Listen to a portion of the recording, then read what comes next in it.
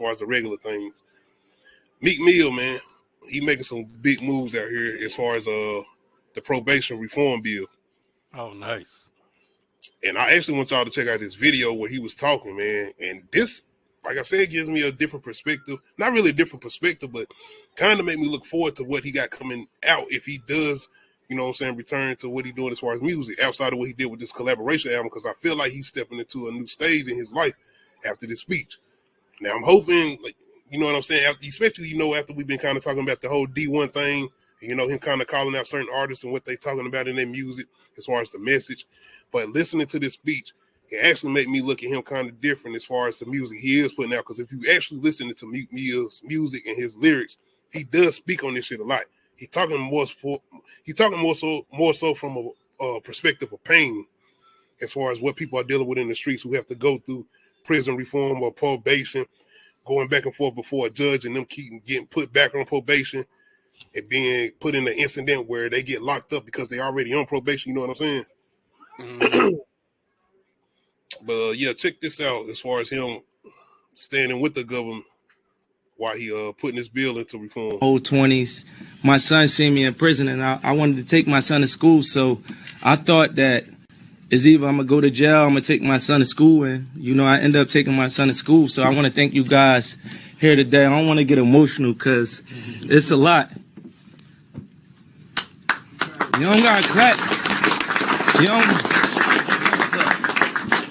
don't got to clap because I'm at a point in my life, like, we all grew up in the streets, and we try to be better, but they labeled us felons, sent us back to jail. I had to fight it every time I crossed the bench, but I want to say this because there's a lot of young men that follow me in the street, and they don't really know what I go through to, like, even be in these places with government officials, to even change my life, to get on the stage, to be able to speak for a lot of people. I didn't ask for this position. I don't want to do it. It's not for clout. It's something that I stand for. It's something that I live for, and I appreciate y'all for helping me. Wallow back there against that the whole time. To game. Hey, yo, shout out Wallow too, Wallow and Gilly the Kid, because Wallow been doing this shit ever since he got out of prison. And the way he be talking to the younger artists, definitely shout out Wallow. But yeah, man, I appreciate this. Shout out Meek Mill. And when I say I appreciate this, as far as what he doing with in front of younger artists who probably looking at this, or younger males who looking at this, who going through certain situations like this.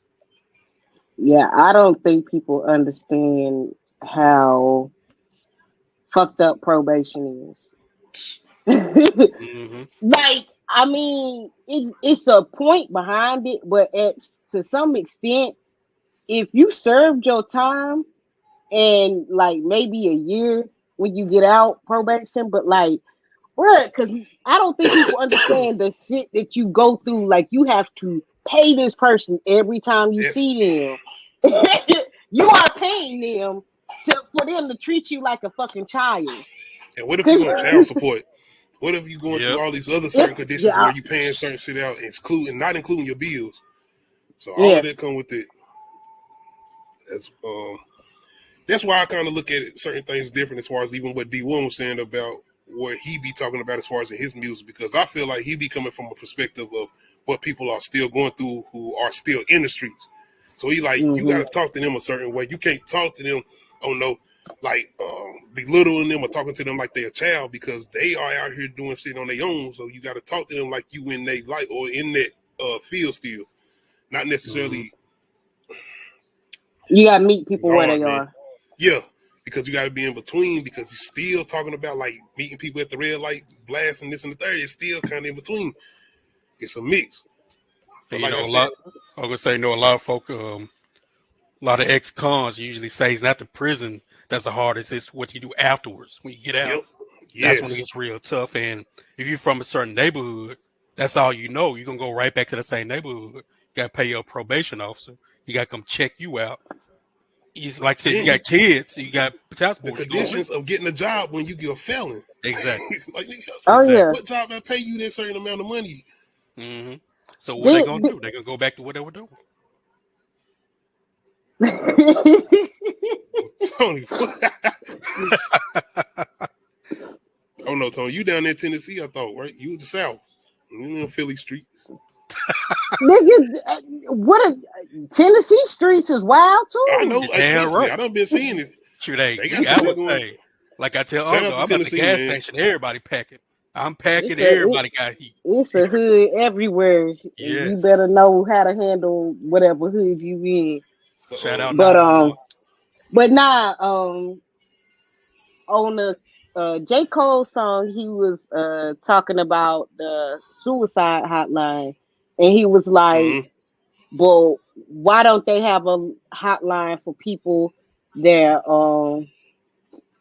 want to commit a homicide?" And I was like, "You know what? Damn.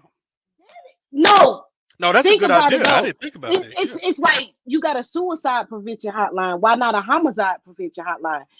When y'all was talking on the OOC and y'all was talking about how men don't have anyone to call Mm-hmm.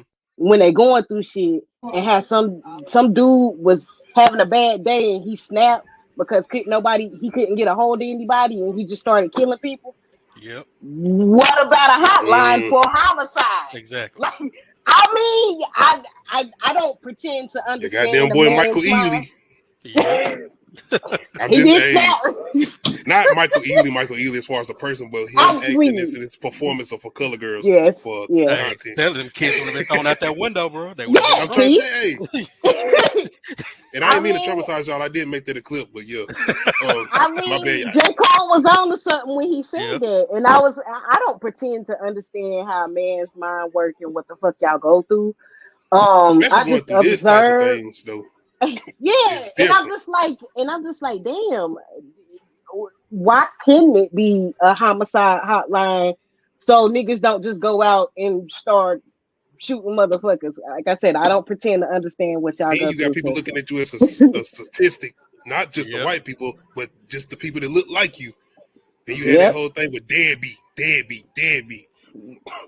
You got to live up to a certain expectation. It's like, now I got to jump back out here and get this break, because I'm not about to have you out here going at me like this or looking at me like this, or my child looking at me like this. So hey, then that puts you back in that mm, position as far as if you're already on probation and putting you back in trouble. Yep. So shout out Meek Mill, man, and what he out here still doing, because he been doing this for a long time, and he was on probation for the majority of his career. Since he been signed and been rapping, he was on mm-hmm. probation, back and forth in the jail dealing with a certain judge that was just on his ass. But the fact that how long the probation was set on him, because that shit was like what, set for like 10 or 15 years. That's Yeah, crazy. it was a ridiculous amount of time, and it was just like, why you really milking the system? Because like it it was stupid, and yeah. And I don't know if y'all ever seen like his mug, so I don't know if that was the same case, but he was like beat up.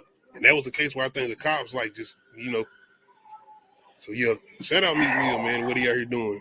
I'm I here mean, on that G Unit tip, but when it comes to positivity, we need reform with the whole justice system, because Fact. Yeah. I like I said, there's a lot of reasons someone would commit homicide. There is zero reasons for anyone to commit rape, and those people need to be. and most of these I mean, holes as far as these insert probation whatever you cases want be there, these because I don't give drug a fuck. cases though. Drugs Yeah, or just a bunch of like low level shit, not low murder level and shit shit, like stupid shit. Not even murder. Like look I at said, even weed though and what it used to be and what you used to get charged with. Yeah. Yeah. Having a certain amount and saying that's distribution. Like nigga, I smoked it. Say distribution. I distribute to myself. I distribute this out Monday To through myself. Friday to myself.